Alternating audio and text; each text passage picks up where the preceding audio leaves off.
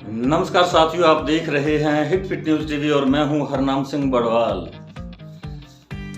दोस्तों, ये आप देख सकते हैं, ये एक तस्वीर है, जेल है और अनूपगढ़ की जेल है। मैं आपको बता देना चाहता हूं। तो साथियों, जेल का नाम सुनते ही आपके दिमाग में कई चीज़ें आ रही होंगी। आप सोच रहे होंगे कि जेल किन के लिए होती है, अपराधियों के लिए होती है। लेकिन ये निश्चित तौर पर मैं कह सकता हूं कि ये जेल जो है ये केवल अपराधियों के लिए ही नहीं होती। इसमें अपराधी भी होते हैं और उनके साथ साथ बेकसूर भी ठूंस दिए जाते हैं। और इस प्रकार की कार्यशैली जो पुलिस की आम तौर पर देखी जा सकती है। और मैं थोड़ी सी आपके साथ बात साझा करना चाहूँगा, क्योंकि आपने मेरे संबंध में कुछ अफवाहें देखी होंगी, सुनी होंगी और खबर भी छपी होगी। और आपको पता चला होगा कि मैं 5-4 दिन के लिए इसी अनूपगढ़ जेल के अंदर बंद रहा। और इसके पीछे के कारण भी आप जानना चाहते होंगे कि क्यों मैं इस जेल के अंदर रहा। तो मैं आपको ये बात क्लियर करना चाहता हूँ कि मेरे पास एक लाइसेंस शुदा राइफल थी, जो मैंने पिछले कई वर्षों से 5-6 वर्षों से जमा करवा रखी थी। क्योंकि आचार संहिता जब लगती है चुनावों के दौरान, उस समय ये जो लाइसेंस शुदा हथियार होते हैं ये जमा करवा दिए जाते हैं। और इसी क्रम में मैंने भी जमा करवा रखी थी। लेकिन इसके जो राउंड्स थे वो मैंने जमा नहीं करवाई और मेरा यही दोष था। और क्योंकि ये ज़िंदगी है, समाज के हम प्राणी हैं, बहुत सारी गलतियां हो जाती हैं और कुछ भूलवश हो जाती हैं, कुछ अनजाने में हो जाती हैं।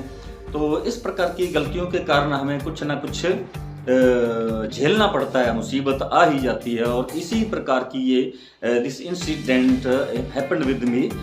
तो on Monday I came out from this jail. तो ये सच्चाई थी। लेकिन कई लोग जो है मेरे पास अब भी फ़ोन पर पूछ रहे हैं कि क्या कारण था इसके पीछे कि आप जेल के अंदर गए। तो मैं आज क्योंकि मेरे पास बार बार फ़ोन आ रहे हैं 3-4 दिन से, मंडे से ही लगातार आज तक।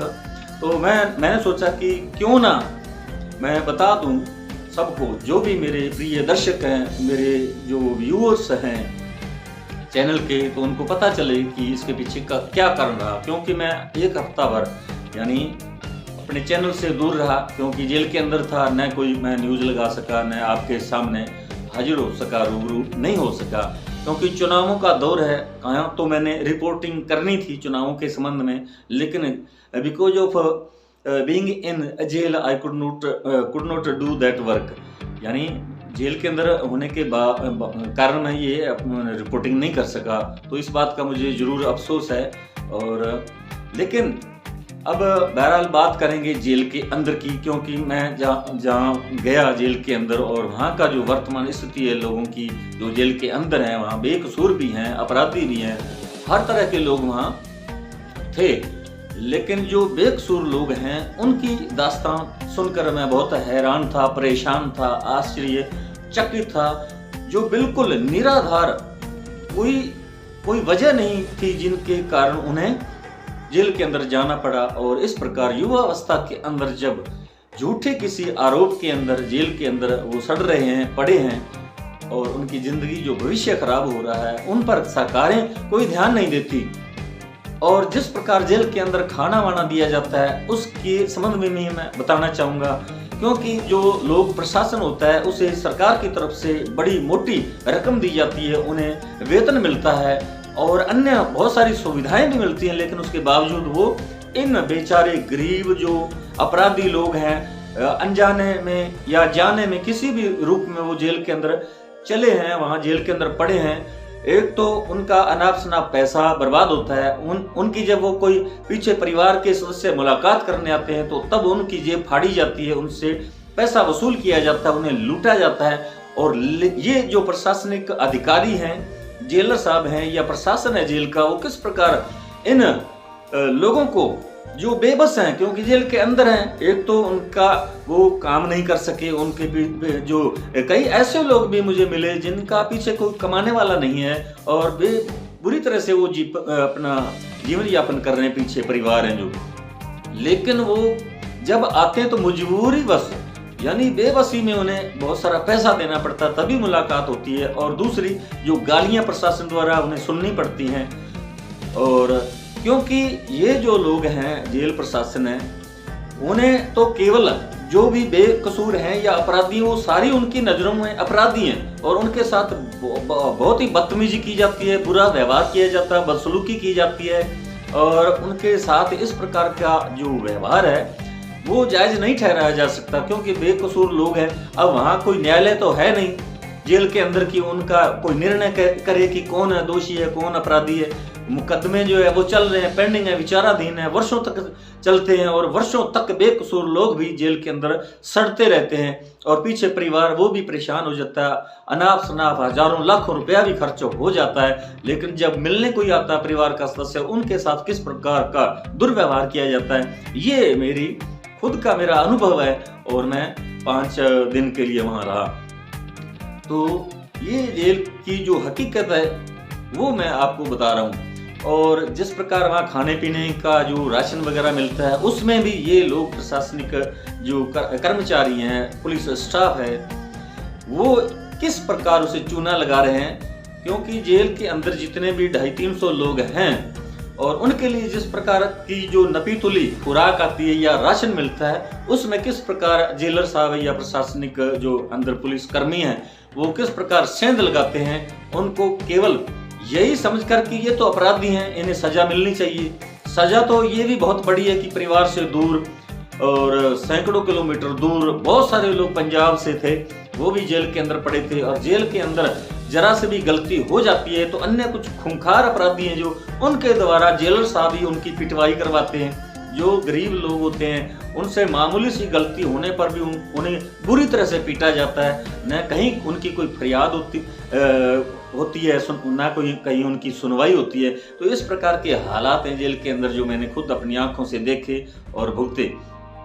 तो इस प्रकार जो है मैं सबसे बड़ा आरोप तो जेलर साहब पर लगा रहा हूँ कि जेलर जो हैं उन्हें मोटी रकम मिलती है, वेतन मिलता है, फिर भी वो जो इन जेल के अंदर जो मुलजिम अपराधी हैं, बेकसूर हैं या अपराधी हैं, कसूरवार हैं, वो जेल के अंदर है, उनका जो राशन वो आधे से ज़्यादा उनकी जेबों में चला जाता है। राशन का पैसा है, बजट है, वो खा जाते हैं और वो केवल दिखावे के लिए है। जैसे कोई सब्जी आई तो सब्जी के अंदर यानी कोई आलू की सब्जी, बैंगन की सब्जी आई तो मूल चीज़ जो होती है वो उसके अंदर दिखाई नहीं देती, केवल पानी यानी जिसे तरी बोलते हैं तो वो ही वहाँ नज़र आती है। तो कोई दाल की आई कोई सब्जी तो दाल के अंदर नाम मात्र की दाल होती है, केवल वो पानी सा जो है प्लेटों में इधर उधर तूफान के अंदर जिस प्रकार आंधी के अंदर पानी घूमता है नहर या दरिया या जोहर के अंदर, तालाब के अंदर, उसी प्रकार वो।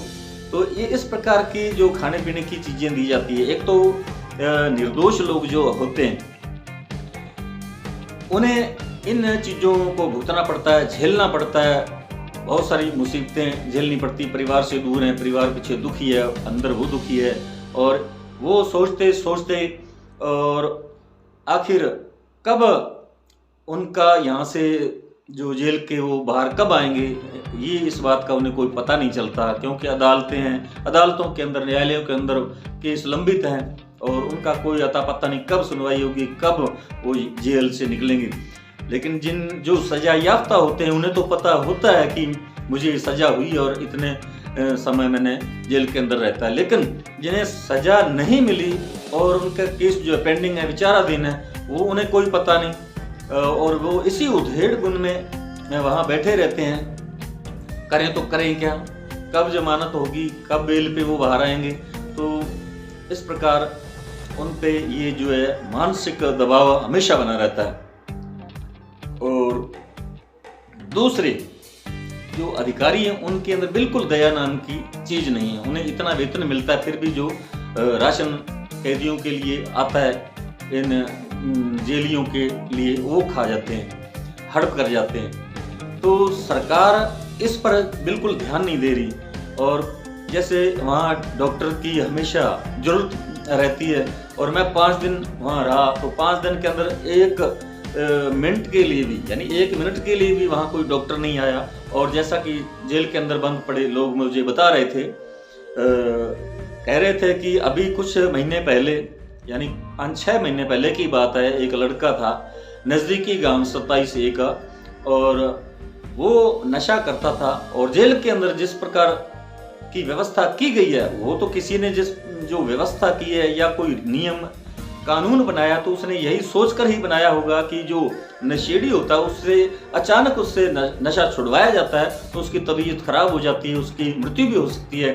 इसीलिए यानी जो अमल होता है, पोस्त होता है, अफीम होती है, ओपीएम होता है, तो उसे दी जाती है, धीरे धीरे उसकी डोज कम की जाती है, छुड़वाया जाता है। लेकिन वहाँ जो इस प्रकार की चीजें दी जाती हैं, उपलब्ध करवाई जाती है जेल के अंदर कि नशेड़ियों के लिए ये डोज देना जरूरी है, उन्हें जिंदा रखना जरूरी है, लेकिन वो कहीं ना कहीं ये बेच खाते हैं जो प्रशासन है जेल का, और उन्हें उनके हाल पे छोड़ दिया जाता है। और वहाँ मुझे बताया कि ये लड़का जो 27A का था वो तड़पता रहा बैरक के अंदर और 2 दिन तक तड़पता रहा, लेकिन जेलर साहब ने वहाँ कोई डॉक्टर की व्यवस्था नहीं कराई, उसका कोई ट्रीटमेंट नहीं करवाया और जेल बैरक के अंदर ही उसकी मृत्यु हो गई।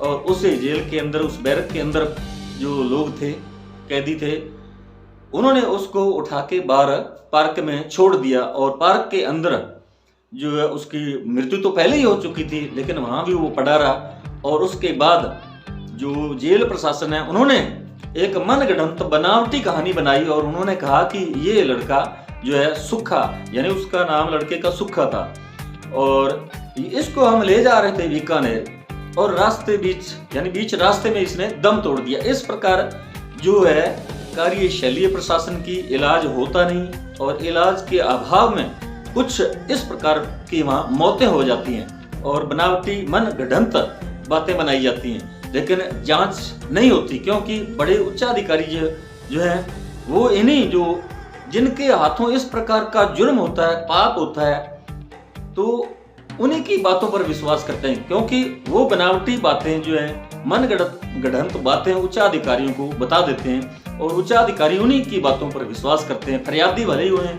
कितने भी सच बोले, उन्हें बताए, जांच करवाए, तो ये सारा प्रशासन के पक्ष में ही जांच भी होती है कि बिल्कुल जो प्रशासन, जो जेल प्रशासन है, उसने जो कहा वो वही सही है, जांच भी उनके पक्ष में ही होती है। तो ये जेल के हालात हैं साथियों। तो साथियों जो सच्चाई थी जेल के अंदर की वो मैंने आपको ये बताई।